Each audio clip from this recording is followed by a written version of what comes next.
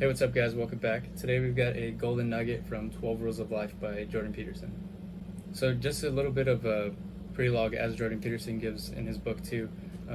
The way he started this book, as you can tell, it's 12 rules for life, kind of rules that you follow just to kind of have a progressive and meaningful life. So, before we even get into the rules, the way this book started is that Jordan actually would go into this app called Quora. It's basically where people can post articles or ask questions and get them answered as well. So Jordan would do it on his free time, and a few times his comments, his responses got really popular, but this one specific time they gained a lot of traction, and he was already very successful. He was a professor of psychology, but this one question that he answered kind of propelled him and gave him a lot of attention. So he would answer very deep questions. Those are the ones he liked to tackle because, again, he's with psychology. So this one question, what are the most valuable things everyone should know, is the one that got him the most traction. And he answered in response with things such as being grateful in times of suffering, do the things you hate, the things you don't like to do, and don't hide things in the fog. So those can be interpreted differently, and he kind of just listed them out in response, and they get a lot of traction. And just the list was so thought-provoking and such simple little list. Every single rule was taken and can be seen as its own individual, very meaningful statement, such as don't hide things in the fog, kind of take responsibility for your actions, it can be seen as, or don't lie, and being grateful in times of suffering. Of course, this is all a time we're all going through right now where we're all in quarantine, and even being grateful from the small things, being grateful for the small things can just open your eyes up to what you still do have, and it really just kind of depends on your mindset and how you see things. So I guess that's what these rules kind of help you do, is develop your mindset, so where things are still meaningful, no matter what the situation. So we'd have to define chaos and order. Chaos is when the unexpected happens, when you tell a joke and it gets taken the wrong way. Maybe someone takes offense to it, or you lose a job, you have no more employment, a big disruption in your life where it's very unpredictable, and it happens in the times of familiarity, and then something spawns that's very chaotic and kind of disrupts everything. So emphasis on predictability and familiarity. Jordan also talks about just having similar rules kind of builds in this innate comfort of knowing that they're on the same path as you. So for instance, if someone else has this book, or any book that you've read before, and once they talk about it, you have this like innate familiarity of like, oh, they've read it, and if they're trying to follow the same principles, you kind of have this already trust built in you. Or it could be an example of like a sport. If someone plays basketball or soccer, and then you meet someone who plays basketball and soccer, you can kind of trust that they know the rules of the game, or that they've been playing it. Maybe they have some insights. So you just kind of build a familiarity by having similar goals. So Jordan goes on to talk about the Taoist aspect of yin and yang, so order and chaos. And the Taoist aspect kind of believes that meaning is derived right in the middle. So order is here, chaos is here. You kind of want to be around here. And each side of those, chaos and order, so it's a black and white representation, and each side of it has a dot of the opposite color. So if the black's up here and the white's down here, there's a spot of the opposite color in each one, just to show and explain that chaos can derive from familiarity or order, and order can derive from chaos. So if you've ever had like an argument and you come to a conclusion where you both kind of agree on, I guess that could be an example of order coming from chaos.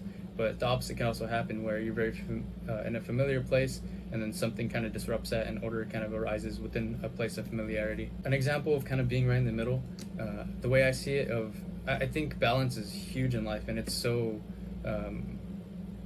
I guess it can be scaled to many different things. You could take it as a really big metaphor and just apply it to everything. But for a simple example, let's say work. So you don't want to be in order, too much order, you don't want to be in too much chaos, you want to be right in the middle. So for an example of having too much chaos, or working in an extreme, if you work yourself so much, it can be also seen as a bad thing. You can kind of burn yourself out, and then you have to rest, and then you won't be able to kind of be consistent with the work that you're doing, and you end up kind of having disruption by trying so hard. But on the opposite side of the spectrum, if you don't work at all, you can end up not making very much progress anyways. That's also not working towards the goal you want. So a very in the middle kind of idea would be working just hard enough, and then resting just enough, so you can kind of keep on a straight path instead of kind of this chaotic view of things where like the bars are just going off the rails. So you want to kind of stay in the straight path, and the way it's seen is by being right in the middle of chaos and order. Sometimes it does take hard things to kind of teach us things, but you don't want to be in the extreme of either. Where this book derived from, the need for rules and order in life, and also the demand from Jordan's response. There was people reaching out to him saying, hey, you should really make a book about this. And as he saw that his ideas were important and he could share them with them, he also started recording his lectures and putting them on YouTube. But that's where this book spawned, from the need of the Taoist kind of principles of needing rules and order in life to kind of reach that medium of order and chaos, that yin and yang, that balance. So people needed that, and also the demand for his ideas that he had already put out through Quora. So the reason rules are important is because it gives you a goal to reach for. So for example, if you're just kind of going out through life without goals, you might be kind of going in any which direction, but having a goal kind of tells you where to shoot for. You have direction.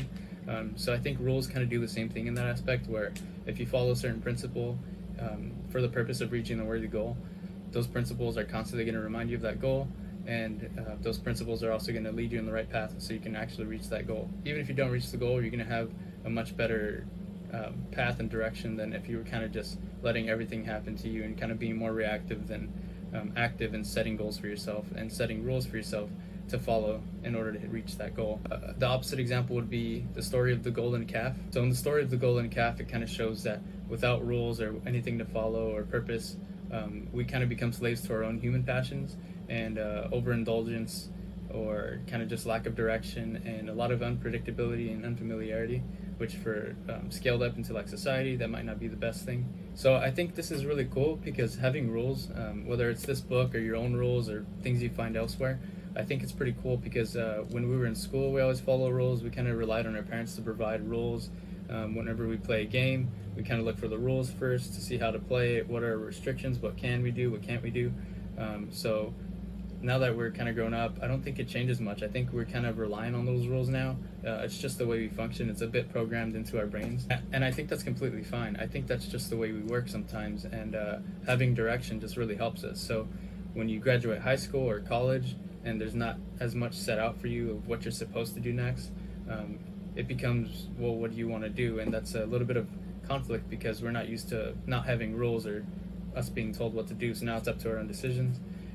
So just like a small example there, but I think rules are very important just because they provide guidelines, and it simplifies the game, or it simplifies what you're trying to do, the goal, just by providing rules. You kind of almost, you're not guaranteed necessarily, but you're almost shown that, hey, if you follow those rules, you can reach the goal, as opposed to go reach the goal and you're kind of left out to figure out everything on your own. But I feel like with rules, for the most part, a lot of the trial and error is cut out, and you kind of follow the rules, and it provides a little bit of hope too, because you know that every time you follow one of the rules and you say no to the opposite of the rule, it shows you that you're on the right path, and those rules will always kind of remind you of the path as well. So for example, if you were trying to get in shape, and a few rules that you're going to follow is keep a good diet, work out every day, and I don't know, run as well. So workout, run, and diet. So those are the rules you have to follow to reach your goal of being healthy, right? So every time you were going to fall off your diet, that would be falling off the rule. So you have something to follow, and if you do stay on your diet, you're kind of telling yourself, hey, well, I'm not necessarily guaranteed that healthy lifestyle yet, and I can't necessarily see it because I've only been doing it for a few days. But if I keep following these rules, I can feel good about myself, and eventually I could reach that goal. So it just kind of helps you keep on track, helps you keep faith in what you're doing. So I think it's really important. It's pretty cool, I think. And this reminds me of a quote I've seen one time. The quote was, if you try your best, you're not guaranteed success, but if you don't try at all, you're guaranteed failure. No matter how hard you try, that success isn't necessarily always guaranteed, but if you don't try at all and you sit in bed all day, you're almost guaranteed failure. Working through those harder moments where you have to get up and work out or whatever it is your goal is, but doing the hard things, basically. It's also one of the rules Jordan says is do the thing that you hate. A lot of times it's the learning curve that's really tough, but if you get over that learning curve, you kind of show yourself that you can do it, and whatever was holding you back loses any power it has over you. So it's like a little checklist you can almost do every day.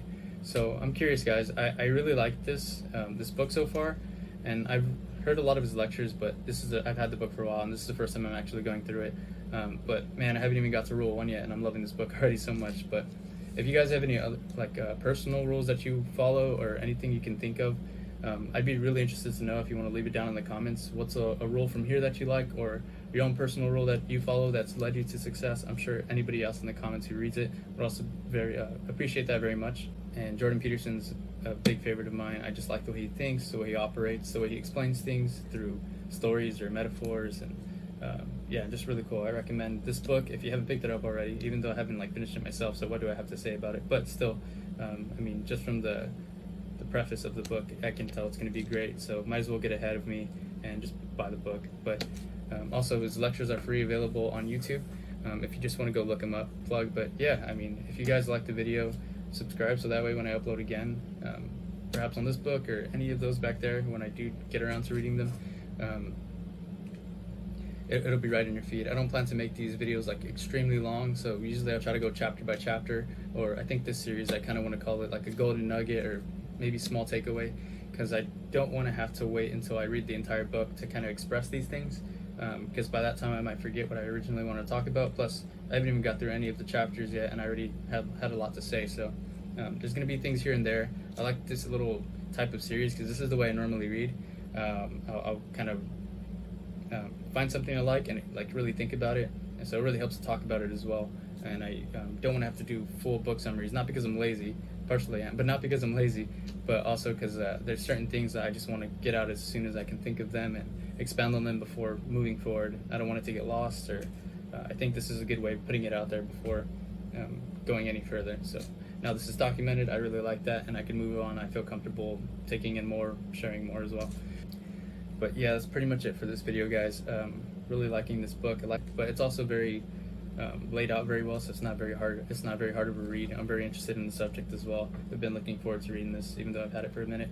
But if you guys liked the video, I'd really appreciate it if you liked the video. It would help me out. And until next time, I will see you guys later.